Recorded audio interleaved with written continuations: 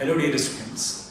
तो आज हम अपना sexual reproduction in flowering plants का नेक्स्ट लेक्चर यहाँ पे पढ़ेंगे। लास्ट लेक्चर में हम लोगों ने मेल रिप्रोडक्टिव ऑर्गन को, फ्लावर के मेल रिप्रोडक्टिव ऑर्गन को कंप्लीट किया था। एंथर के स्ट्रक्चर को, उसके डेवलपमेंट को देखा था, पॉलन ग्रेन्स के डेवलपमेंट को देखा था। ठीक है, पॉलन ग्रेन पे एक डिटेल डिस्कशन भी किया था और खूब सारे क्वेश्चंस करके उस टॉपिक को कंप्लीट किया था। कई क्वेश्चंस आपको भी मैंने दिए थे घर पे, आपने भी फाइंड आउट किए होंगे। आज हम लोग डिस्कस करने वाले हैं फीमेल रिप्रोडक्टिव ऑर्गन को। ठीक है, तो female reproductive organ of flower जो होता है दैट इज बेसिकली कार्पल।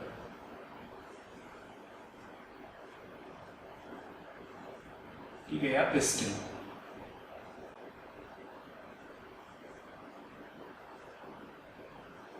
ये वो पार्ट होता है फ्लावर का जो कि फीमेल रिप्रोडक्टिव ऑर्गन को रिप्रेजेंट करता है। ठीक है, और इसी के वर्ण को हम लोग क्या बोलते हैं? इसी के वर्ण को हम लोग बोलते हैं गाइनीशियम। वर्ण मतलब बंच।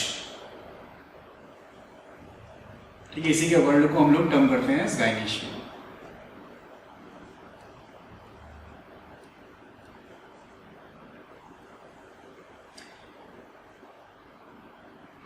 हमें पता है कि जो फ्लावर है वो एक कंडेंस्ड और मॉडिफाइड शूट है ना, और उसके ऊपर बहुत सारे फ्लोरल लीव्स आते हैं, फ्लोरल पार्ट्स आते हैं।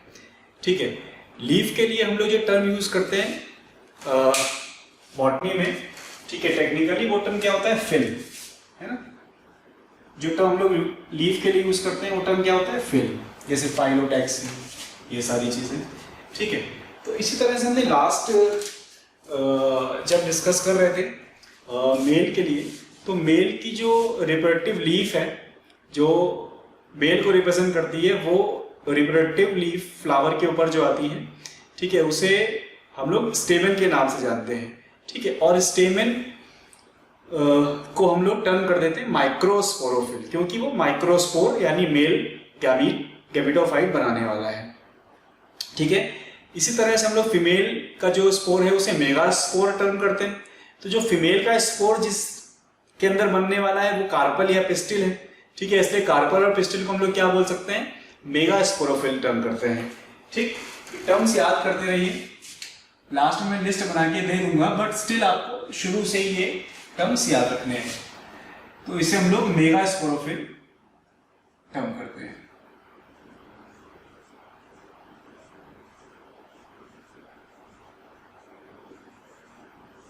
क्लियर? इंपॉर्टेंट है, मैं स्टार मार्क कर देता हूं।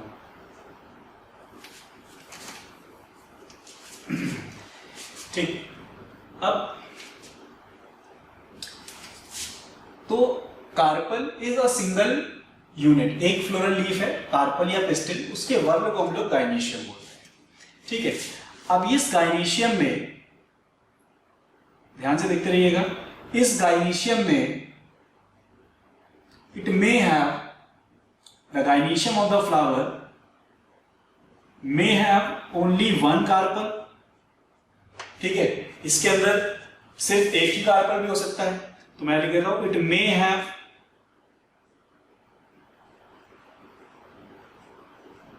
ठीक वन कार्पल।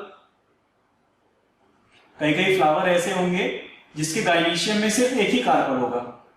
ठीक, कई कई फ्लावर ऐसे होंगे जिसके गाइनीशियम में दो कार्पल होंगे।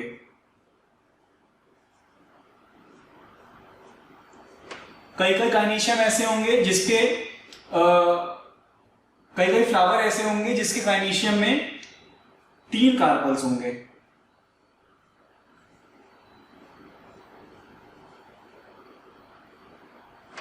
ठीक, और कई ऐसे फ्लावर होंगे जिसके गाइनीशियम में 3 से ज्यादा कार्पल प्रेजेंट है।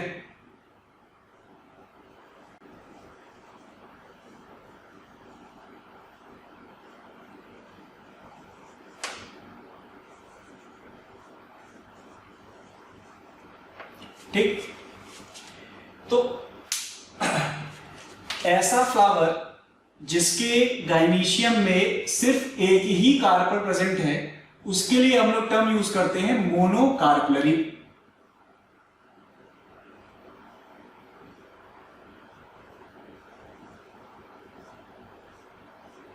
ठीक है, क्या टर्म यूज करते हैं? मोनोकार्पलरी। ऐसे फ्लावर जिसके गाइनीशियम में दो कार्पल्स का ग्रुप प्रेजेंट है, तो उसको हम लोग क्या टर्म करेंगे?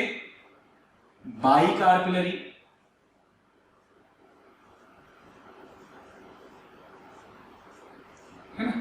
ऐसे फ्लावर जिसके गाइनीशियम में तीन कार्पल्स प्रेजेंट हैं, तो उसके लिए हम लोग क्या टर्म यूज करेंगे? यस, ट्राइकार्पलरी।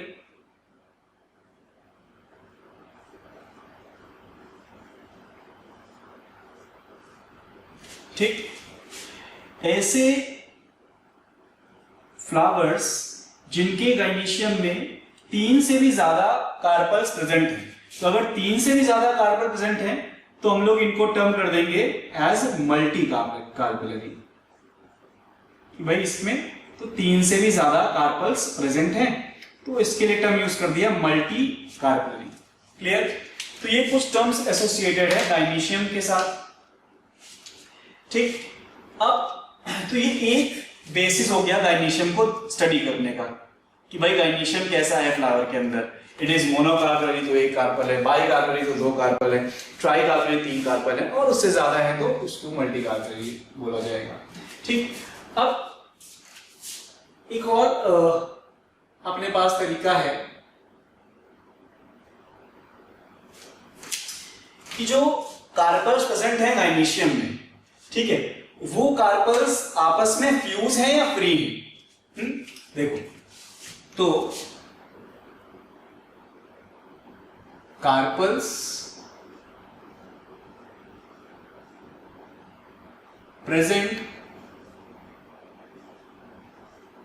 इन द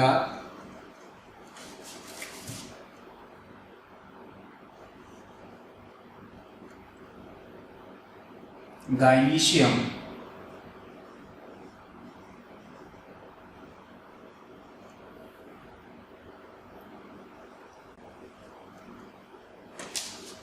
ठीक है, जो कार्पल प्रेजेंट है गाइनीशियम में, they may have the following situation. ठीक है, इनमें मैं दो सिचुएशन बता रहा हूं, दो में से कोई एक सिचुएशन इनमें प्रेजेंट हो सकती है। ठीक,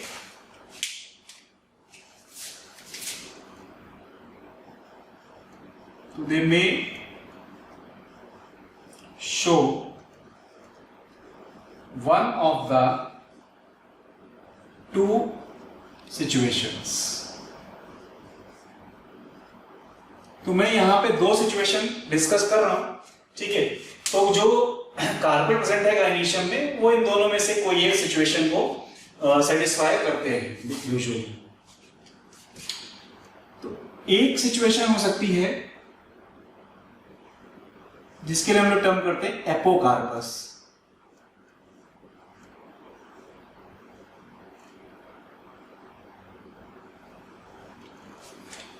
ठीक है, और दूसरी सिचुएशन होती है जिसके लिए हम लोग टर्म करते हैं सिनकार्पस।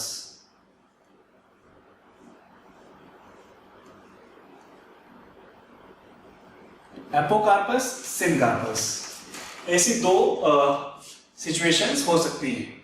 अच्छा, अब ये सिचुएशंस क्या है? ठीक, सबसे पहले हम लोग डिस्कस करते हैं एपोकार्पस सिचुएशन। ठीक, एपो मीन्स होता है विदाउट। ठीक है, एपो मीन्स विदाउट। तो एपोकार्पस सिचुएशन हमें क्या बता रही है?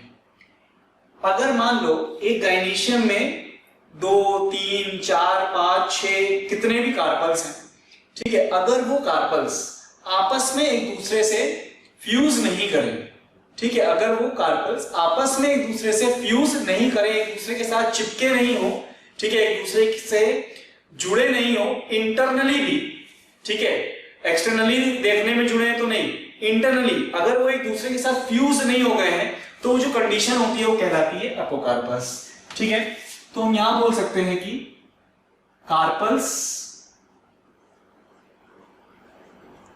Present in gynoecium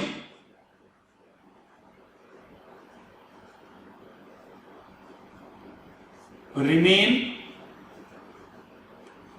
free. ठीक है, कार्पल्स जो होते हैं वो रिमेन फ्री, यानी वो फ्री रहते हैं। ठीक है। अच्छा, एक कार्पल को जब आप स्टडी कर रहे होते हैं, ठीक है, आपने क्लास 10th में भी स्टडी किया है, कार्पल का डायग्राम बनाया हुआ है, पिस्टल का डायग्राम भी बनाया हुआ है, वही चीज है। और क्लास 11th में मॉर्फोलॉजी में भी हम लोगों ने कार्पल या पिस्टल का एक डायग्राम सा बनाया हुआ है। तो वहां पे आप देखते हो कि कार्पल में 3 इंपॉर्टेंट पार्ट्स होते हैं, स्टाइल, स्टिग्मा एंड ओवरी। ठीक है, तो इन एपोकार्पस कंडीशन जो गाइनीशियम के अंदर कार्पल्स हैं वो फ्यूज नहीं है, वो फ्री हैं एक दूसरे से, है ना। और इसमें एक ऐसी कंडीशन भी हो सकती है कि ओवरी जो इनकी रहेगी, अगर मान लो 4 कार्पल है तो चारों की अपनी अपनी ओवरी रहेगी। ठीक, तो ovary must be free, style and stigma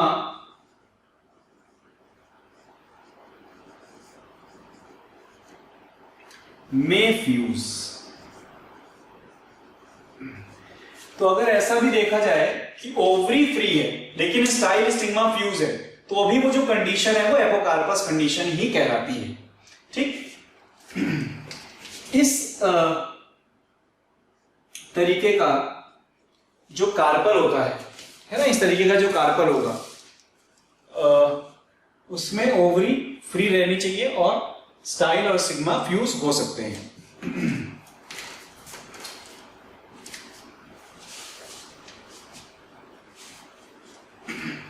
अब अगर हम एवोल्यूशन पॉइंट ऑफ टर्म से बात करें, ठीक है, तो पूछा जाए कि एपोकार्पस जो है वो प्रिमिटिव फीचर है कि एडवांस फीचर है। ठीक है, तो it is a primitive feature. ध्यान देंगे, ये प्रिमिटिव फीचर है, यानी इवोल्यूशनरी पॉइंट ऑफ व्यू से इसको प्रिमिटिव फीचर मानते हैं। देन अगर आपको मॉर्फोलॉजी का याद हो तो याद आएगा कि ओवरी के अंदर प्रेजेंट होता है ओव्यूल। ठीक है, और ओवरी का जो चैम्बर होता है जिसमें ओव्यूल प्रेजेंट है ना, उस चैम्बर को हम लोग बोलते हैं लॉक्यूल। क्या बोलते हैं उसको? लॉक्यूल बोलते हैं। ठीक है, प्लाजेंटेशन जब हम लोग पढ़ रहे थे तो डिस्कस किया था हम लोगों ने इस चीज को भी। अब जो अगर एक ओवरी में एक लॉक्यूल है तो उसे हम बोलते हैं यूनिलॉक्यूलर ओवरी। ठीक है, तो एपोकार्पस के अंदर हर कार्पल का अपना एक ही ओवरी होता है, वो फ्यूज तो नहीं है, तो एक ओवरी के अंदर एक लॉक्यूल प्रेजेंट होता है। तो इस कंडीशन में, एपोकार्पस कंडीशन में, ओवरी इज ऑलवेज यूनिलॉक्यूलर। ठीक है, ओवरी इज ऑलवेज यूनिलॉक्यूलर।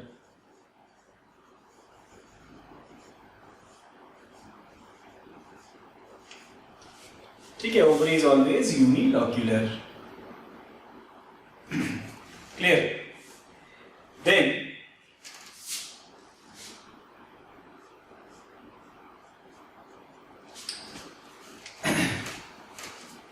अभी हम आगे देखेंगे कि जो ओवरी होती है, यही ओवरी जब राइप होती है तो फ्रूट में कन्वर्ट हो जाती है।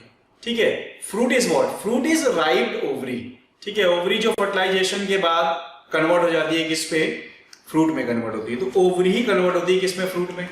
अब फ्रूट जो है वो अलग अलग टाइप के होते हैं। It is simple fruit, it is aggregate fruit, अभी के लिए बात करें तो, और कंपोजिट।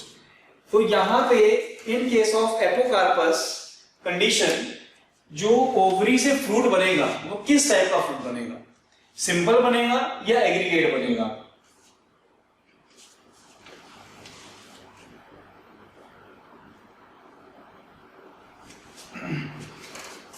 यस, तो जो ओवरी से फ्रूट बनेगा वो सिंपल बनेगा या एग्रीगेट बनेगा? बताइए। तो देखो, अगर एपोकार्पस कंडीशन है, ठीक है, और इस गाइनीशियम में एक से ज्यादा कार्पेल प्रेजेंट है, कितने? एक से ज्यादा कार्पेल प्रेजेंट है, तो जो फ्रूट बनेगा वो एग्रीगेट फ्रूट बनेगा। ठीक,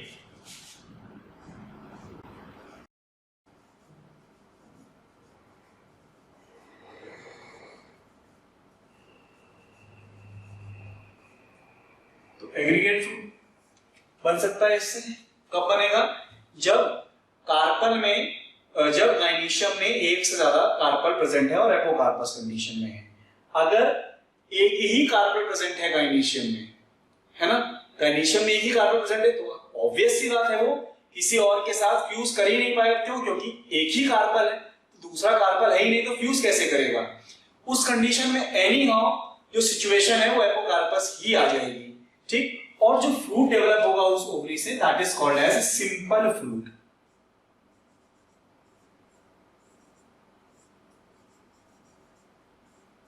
ठीक है, that is called as simple fruit. Clear? तो ये डिस्कशन था एपोकार्पस सिचुएशन के ऊपर। अब सिनकार्पस, तो syn is something which is fused. ठीक है, तो ऑब्वियस सी बात है, समझ में आने लग जाएंगी चीजें यहीं से। Apocarpous carpels present in gynoecium remain free. तो syncarpous carpels present in gynoecium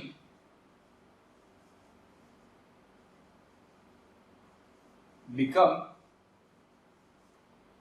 fused, ये फ्यूज हो जाएंगे। Then in apocarpous condition stigma और स्टाइल फ्यूज हो सकते हैं, लेकिन ओवरी फ्री रहनी चाहिए। तो इस कंडीशन में क्या होगा? ओवरी मस्ट बी फ्यूज्ड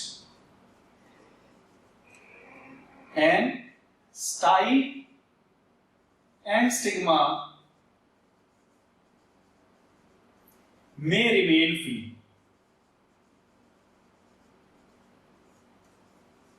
ठीक है, स्टाइल और स्टिग्मा फ्री रह सकते हैं, लेकिन ओवरी फ्यूज होनी ही चाहिए, तभी सिनकार्पस कंडीशन सेटिस्फाई होगी। तीनों ही चीजें फ्यूज हो जाए तो कोई इश्यू ही नहीं आएगा, लेकिन ओवरी कम से कम ओवरी फ्यूज होगी तभी सिनकार्पस कंडीशन जो है वो सेटिस्फाई होती है। और जो सिनकार्पस कंडीशन है एवोल्यूशनरी पॉइंट ऑफ व्यू से ये एडवांस है या प्रिमिटिव है? तो यस, एपोकार्पस प्रिमिटिव है, तो ये कैसा फीचर होगा? It is A advanced feature.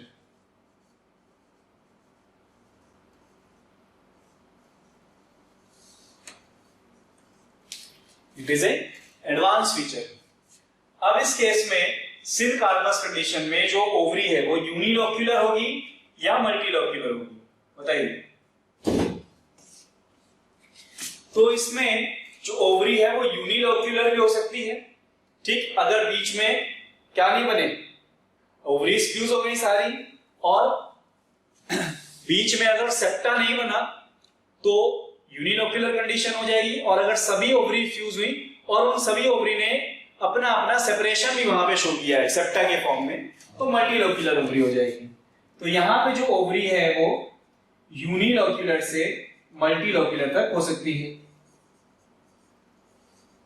It may be unilocular और इट मे बी मल्टीलोक्यूलर। ठीक, देन फ्रूट कैसा यहां पे पाया जाएगा? फ्रूट कैसा होगा? क्योंकि पूरी ओवरी फ्यूज हो चुकी है ना आपस में एक साथ, तो पूरी ओवरी से भाई एक ही फ्रूट एक कंट्रीब्यूट होने वाला है। ठीक है, तो इस कंडीशन में फ्रूट इज ऑलवेज सिंपल, तो यहां पे सिंपल फ्रूट ही बनता है।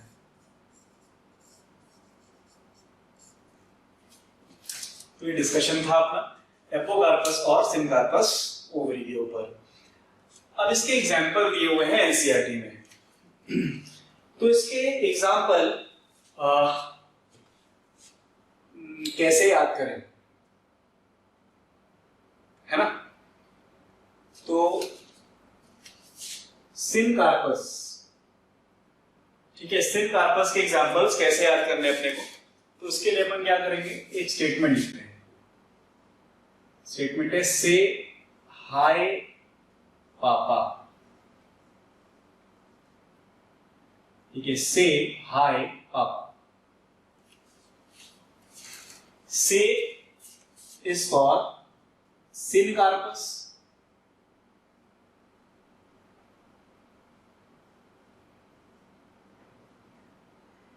हाय इज फॉर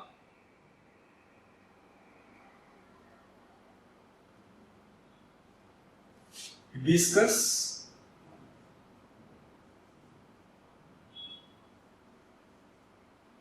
एंड पापा से है पेपेवर, और इस फ्रूट को हम लोग पॉपी भी बोलते हैं, पेपेवर या पॉपी. क्लियर? तो इस तरह से हम एनसीईआरटी में दिए गए सिनकार्पस के एग्जांपल को याद कर सकते हैं, that is hibiscus and पेपेवर. Now comes apocarpous. Apocarpous के एग्जांपल क्या दिए हुए हैं?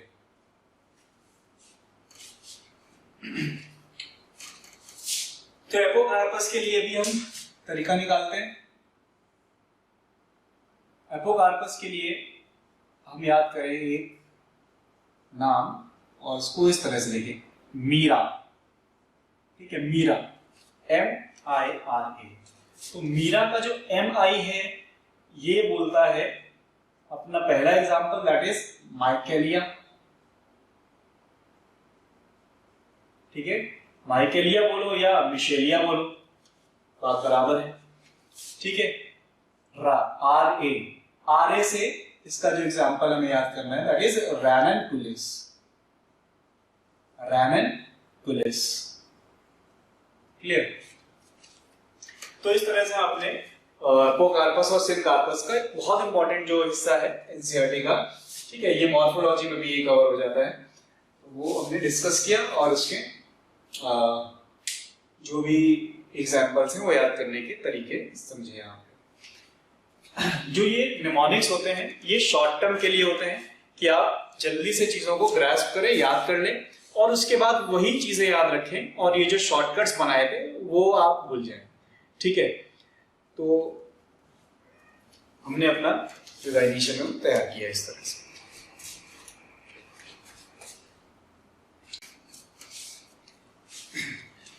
तो चलिए आगे हम लोग अब एक सिंगल कार्पल का स्ट्रक्चर देखते हैं.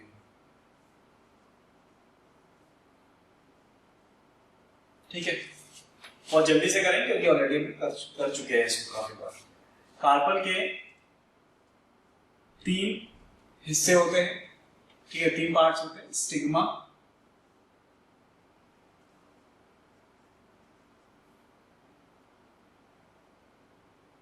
Style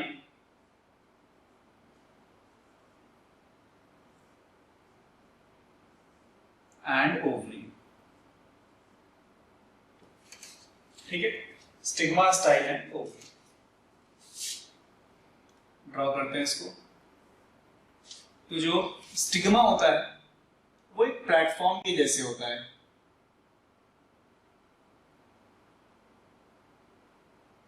it is like a platform.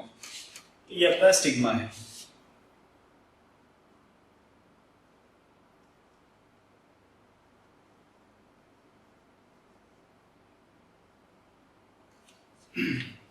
ठीक है, it is like a platform.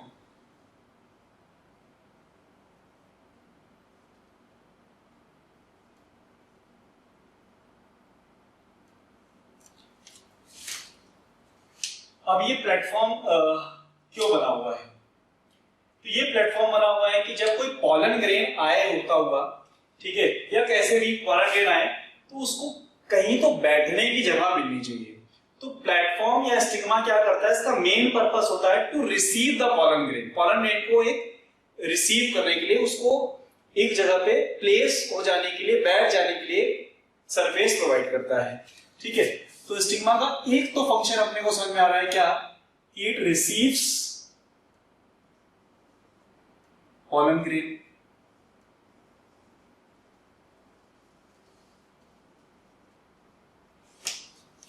ठीक है, ये पॉलन ग्रेन को रिसीव करता है. अब पॉलन ग्रेन को रिसीव किया इसने, पॉलन ग्रेन कहीं से आ रहा है, दूर से आ रहा है, कोई मेहमान के जैसा है, इसका बहुत इंपॉर्टेंट, इसके लिए वो काफी इंपॉर्टेंस रखता है.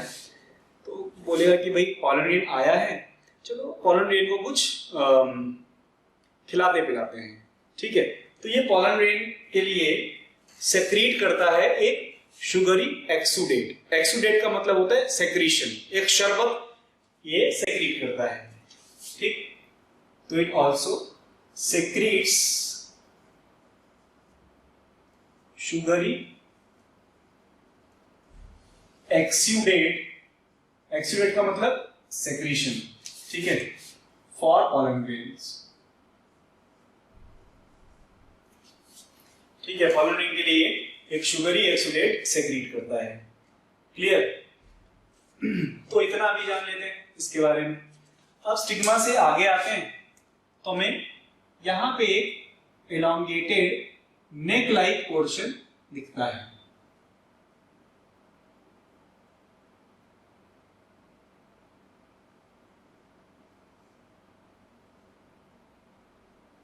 ठीक है। एलोंगेटेड ऐसा नेक लाइक पोर्शन दिखता है। इस इलोंगेटेड नेक लाइक पोर्शन को हम लोग बोलते हैं स्टाइल,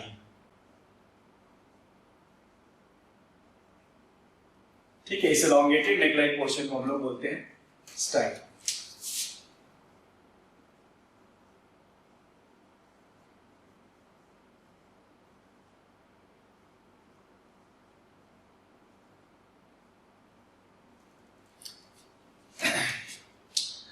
अब जो स्टाइल है फ्लावर्स में, ठीक है, ये स्टाइल का फंक्शन क्या है, ये स्टाइल यहाँ पे क्या करता है, ठीक।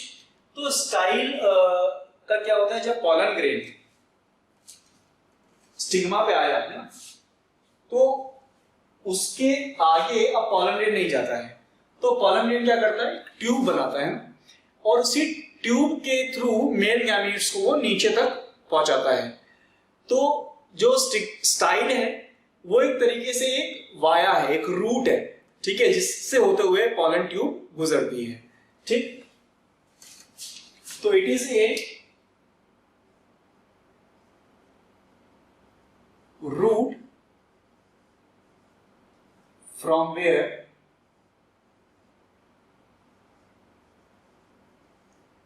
Pollen grain trespass. ट्रेसपास का मतलब है गुजरती है, निकल के जा रही है, रास्ता बना रही है, ठीक है। तो स्टाइल अब अपने अलग अलग फ्लावर्स में जो स्टाइल है वो अलग अलग टाइप का हो सकता है, यानी अलग अलग स्टाइल है फ्लावर्स की, ऐसा बोल सकते हैं। लेट्स सी क्या बात कर रहा हूं मैं। तो स्टाइल जो है वो दो तरह की हो सकती है basically. In some plants, the style is hollow.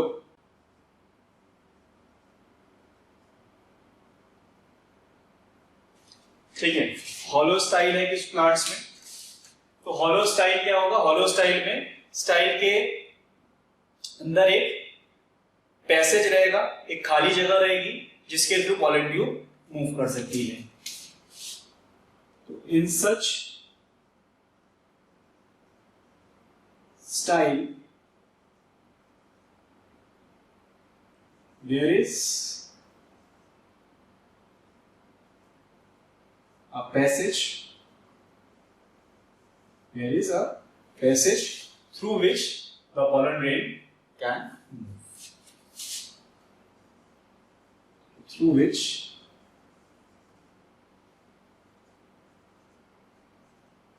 pollen grain पास। और कुछ प्लांट ऐसे हैं जिनमें जो स्टाइल है वो सॉलिड होती है। सॉलिड स्टाइल क्या रहेगी, it is entirely filled with the cells. अब इसमें कैसे एक पॉलन ट्यूब पास कर पाएगी देखते हैं। तो such styles are filled with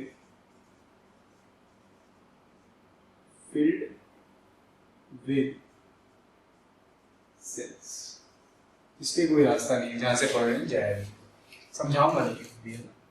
तो अगर मैं हॉलो स्टाइल की बात कर रहा हूं, let us see the diagram. ये स्टिग्मा है अपनी, ये स्टाइल है, ये सब सेल्स बना रहा हूँ।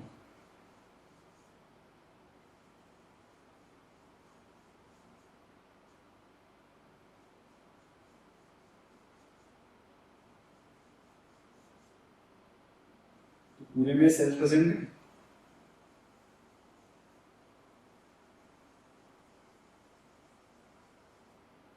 लेकिन बीच में स्टाइल में एक पैसेज है जिसके थ्रू अपना पॉलन ट्यूब पास कर सकती है। क्लियर? अब आता है सॉलिड स्टाइल के बारे में बात करते। ठीक,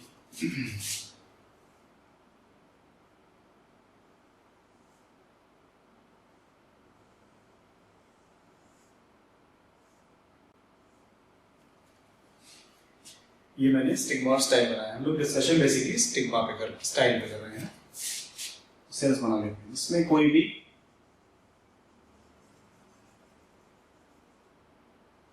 पैसेज जैसा नहीं है, पूरा सॉलिड है। ये तो स्टिग्मा ही बना रहा हूँ। स्टाइल पे भी बनाएंगे तो देख रहे हैं कि पूरा सॉलिड है इसका मामला, कोई पैसेज नहीं है।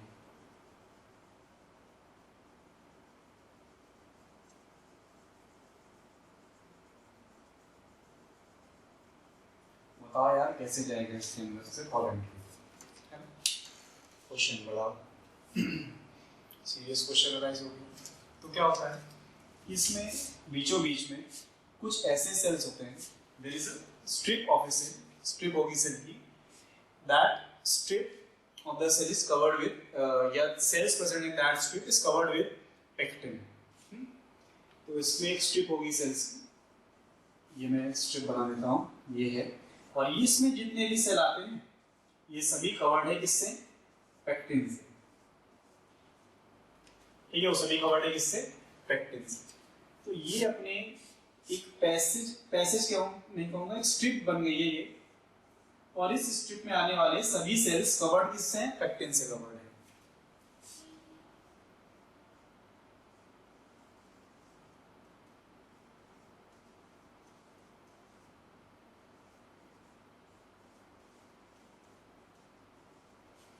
ठीक, अब क्या होता है, जब पॉलन ट्यूब स्टिग्मा को चीर करके स्टाइल में आती है ना, तो इस तरीके के स्टाइल में, जो सॉलिड स्टाइल है, क्योंकि उसे कोई रास्ता नहीं मिल रहा है, तो अब वो क्या करता है, जो पॉलन ट्यूब का टिप रहता है वो सेक्रीट करना स्टार्ट करता है enzyme called pectinase.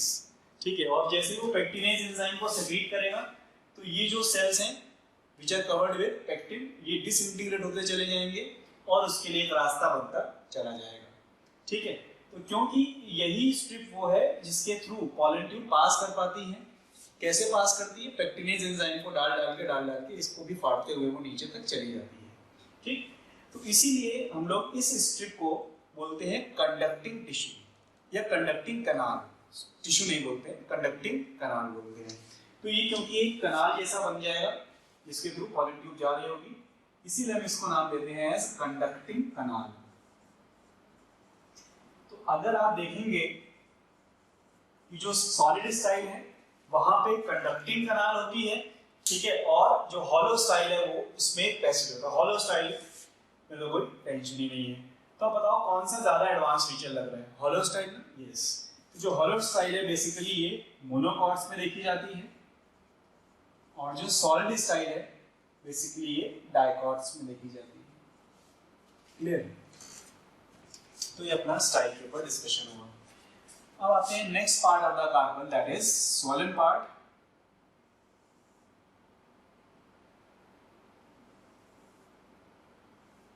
This is called ovary.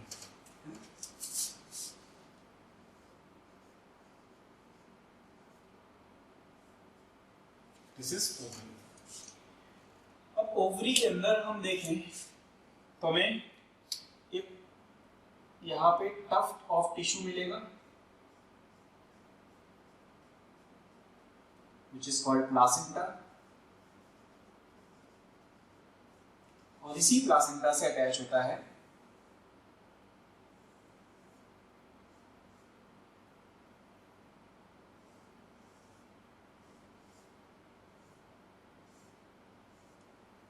Ovule.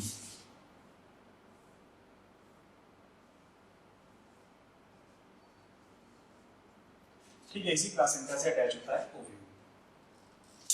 और ओवरी के जो चैम्बर है जिसमें ये ओव्यूल लोकेटेड है, that chamber is called as locule. ठीक है, that chamber is called as locule. Clear? तो इस तरह से हमने कार्पल के ऊपर एक डिस्कशन किया। ठीक, तो फीमेल रिप्रोडक्टिव पार्ट को आज हम यही तक रखेंगे और इसके बाद हम नेक्स्ट लेक्चर में उठाएंगे जिसको ओव्यूल को और उसके स्ट्रक्चर को डिस्कस करेंगे। ठीक है, और उसके डेवलपमेंट वगैरह को भी डिस्कस करेंगे। क्लियर है यहाँ तक?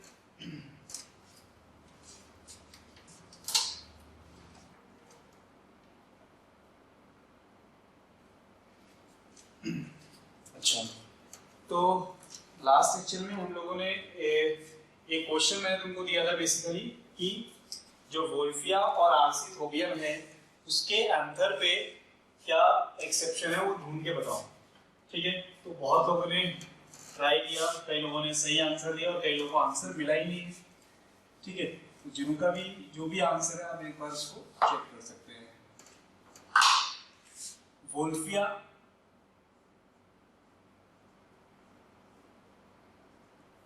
में क्या होता है? 1 माइक्रोस्पोरेंजियम प्रेजेंट होता है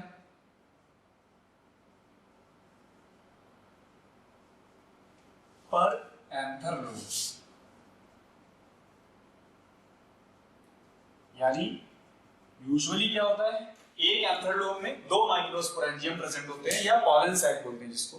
तो एक एंथर लोब में 2 पॉलन सैक प्रेजेंट होते हैं, तो टोटल 2 एंथर लोब होते हैं, तो टोटल 4 पॉलन सैक या 4 माइक्रोस्पोरेंजियम होते हैं usually. But in case of Wolffia there is 1 microsporangium per anther lobe, तो टोटल एंथर में कितने माइक्रोस्पोरेंजियम होंगे? सिर्फ 2 ही होंगे। ठीक है, now comes the case of आर्सिथोबियम।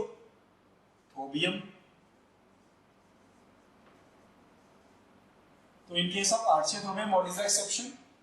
इसमें पूरे एंथर में ही एक ही माइक्रोस्पोरेंजियम है। ठीक, तो ओनली 1 माइक्रोस्पोरेंजियम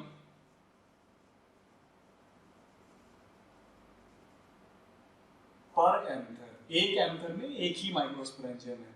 तो अगर इनके लिए कभी कोई न्यूमेरिकल्स आएंगे तो जो एक्सेप्शन है उसके लिए आपको ऐसे ही सॉल्व करना होगा। क्लियर? तो आज का डिस्कशन इतना ही रखते हैं, बाकी नेक्स्ट क्लास में करेंगे। ठीक है, थैंक यू।